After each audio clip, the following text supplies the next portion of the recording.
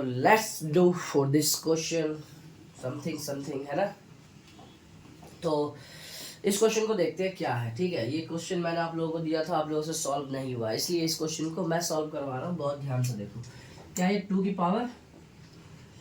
Power 2x into, इसे मैं 2 की पावर 1 लिख सकता हूँ, क्योंकि एक्सपोनेंट लॉ कहता है, अगर बेस इक्वल हो तो पावर ऐड होता है।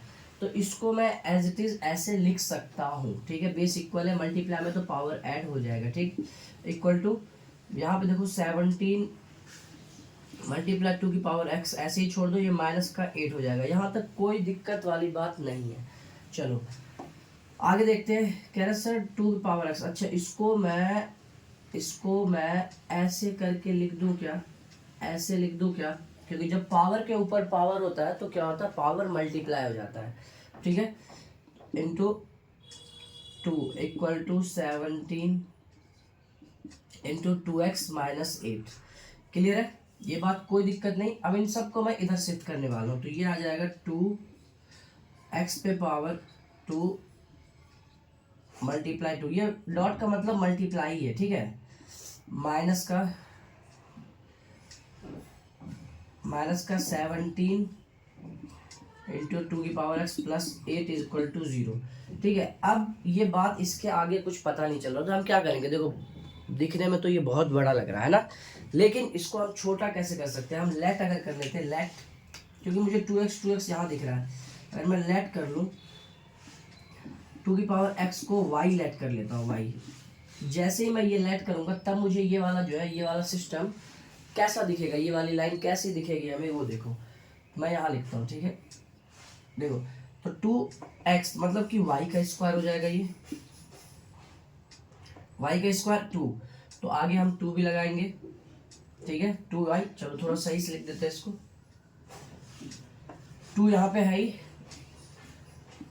y का स्क्वायर हो जाएगा, क्योंकि y इक्वल टू हमने 2 की पावर x ले रखा है, minus 17y minus 8 equal to 0, कुछ ऐसा दिखेगा। अब आपके ये खोली में आ चुका है, ये आपके अंदर में आ चुका है। अब इसे आसानी से आप सॉल्व कर सकते हो। This is the quadratic equation. इसका आप निकालोगे ना, वही वाला करेंगे, factorisation, middle term split, 8 to 16, तो यहाँ पे आ जाएगा 2y स्क्वायर माइनस का ऐसा नंबर लेना है, 17 को ऐसे दो नंबर में बांटना है, जो मल्टीप्लाई करने पे तो 16 आ जाए, एड या सब्ट्रैक्ट करने पे 17 आ जाए। तो सिंपल सी बात है सर, कि सर आप ले लो क्या, 16y माइनस y माइनस 8, बोलो हाँ, माइनस प्लस, देखो 16y into y, 16y square, is that okay, और माइनस प्लस हो जाता है, तो ये हो जाएगा 17। यहाँ से 2y कॉमन लोगे तो y माइनस 8, माइनस का 1 कॉमन लोगे तो y माइनस 8। ठीक है,